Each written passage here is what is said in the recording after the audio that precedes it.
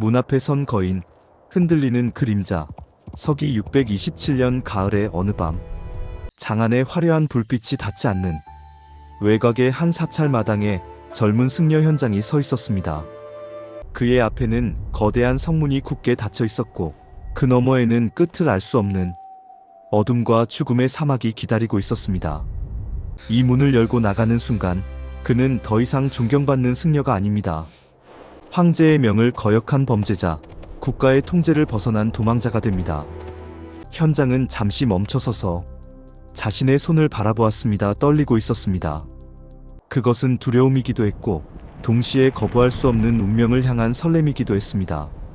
그는 왜 모든 안락함을 뒤로하고 불법 출국이라는 극단적인 선택을 해야만 했을까요? 오늘 우리는 위대한 성인 현장의 모습 뒤에 가려진 한 인간의 고뇌와 처절한 준비 과정을 들여다보려 합니다. 당시 당나라의 법은 서슬퍼런 칼날 같았습니다. 수립된 지 얼마 되지 않은 당 왕조는 국가 기틀을 잡기 위해 인구 이동을 철저히 통제했습니다. 특히 승려가 국경을 넘어 외국으로 나가는 것은 황실의 특별한 허가인 통행증이 있어야만 가능한 일이었습니다. 현장은 처음부터 무법자로 살 생각은 없었습니다. 그는 합법적인 길을 찾기 위해 수개월 동안 조정의 관리들에게 탄원서를 올렸습니다. 인도로 가서 불법의 근원을 찾아오게 해주십시오. 이것은 개인의 욕심이 아니라 나라의 지혜를 세우는 일입니다. 하지만 조정의 대답은 차가운 침묵뿐이었습니다. 당시 중앙아시아는 서돌궐과 당나라 사이의 긴장이 팽팽했고, 외국과의 접촉은 곧 간첩 활동이나 정치적 망명으로 비춰질 수 있는 민감한 사안이었습니다. 종교적 호기심 따위는 국가안보라는 거대한 명분 앞에 한낱 사소한 투정으로 취급받았습니다. 사찰 안에서도 싸늘한 시선이 쏟아졌습니다. 현장, 괜히 튀는 행동에서 우리까지 곤란하게 만들지 말게. 지금은 때가 아니야. 황제께서 노하시면 불교 전체가 탄압받을 수도 있네. 현장은 사찰의 외딴방에 박혀 수천 권의 경전을 다시 펼쳤습니다. 그러나 글자들은 더 이상 그에게 안식을 주지 않았습니다. 오히려 날카로운 가시가 되어 그의 머릿속을 찔렀습니다.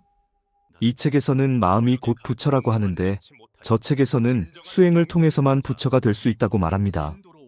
같은 구절을 두고 스승들은 서로 다른 주석을 달아 논쟁을 벌였습니다. 번역본마다 단어의 선택이 달랐고, 핵심 개념은 안개 속에 가려져 있었습니다.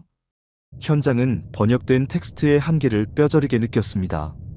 그것은 마치 달을 가리키는 손가락을 보며 싸우는 격이었습니다. 손가락이 중요한 게 아니다. 내가 직접 저 달을 봐야겠다. 기다림이 길어질수록 그의 확신은 오히려 깊어졌습니다. 더 많은 사본을 대조할수록 혼란은 선명해졌고, 그 혼란은 그를 절벽 끝으로 밀어붙였습니다. 그는 깨달았습니다. 여기서 멈춘다면 평생 남의 해석이나 읊조리는 앵무새로 남게 될 것이라는 사실을요. 결국 선택의 순간이 왔습니다. 현장은 스스로에게 잔인할 정도로 정직한 질문을 던졌습니다. 법을 어기면서까지 떠날 가치가 있는가? 내 목숨이 황제의 명령보다 가벼운가? 만약 사막에서 길을 잃고 죽는다면 그의 이름은 그저 미친 승려의 객기로 기록될 것입니다. 만약 체포되어 압송된다면 그는 평생 감옥에서 썩거나 처형당할 것입니다. 그는 모든 경우의 수를 계산했습니다. 하지만 계산기의 마지막 칸에는 늘 같은 질문이 남았습니다. 이대로 아무것도 모른 채 거짓된 확신 속에 머물러도 괜찮은가? 그에게 모르는 것은 죽음보다 더한 고통이었습니다. 진리를 향한 갈망이 죽음에 대한 공포를 압도하는 순간, 그는 짐을 꾸리기 시작했습니다. 그것은 즉흥적인 충동이 아니라 수만 번의 고뇌 끝에 내린 차갑고도 뜨거운 결론이었습니다. 현장은 비밀리에 움직였습니다. 자네 미쳤군, 살아서 돌아올 확률은 제로야. 누군가는 비난했지만 현장의 눈빛을 본 이들은 말리지 못했습니다.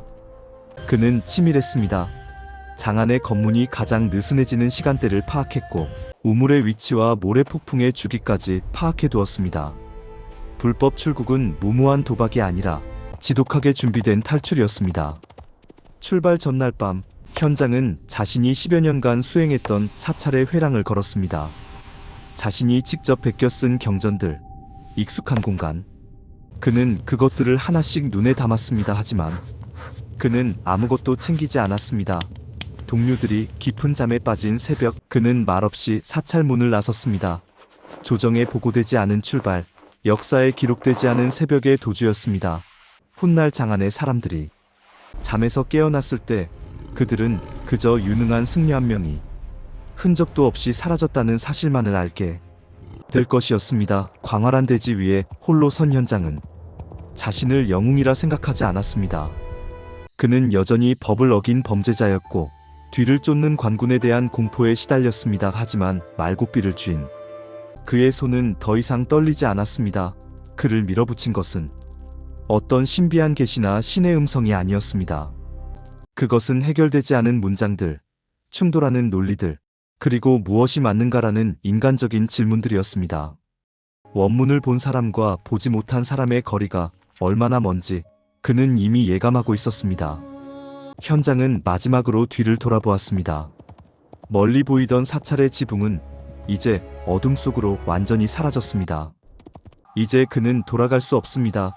도망자로 시작된 이 발걸음이 훗날 아시아의 정신사를 어떻게 뒤흔들지 그는 알지 못했습니다. 다만 그는 묵묵히 말머리를 서쪽으로 돌렸습니다.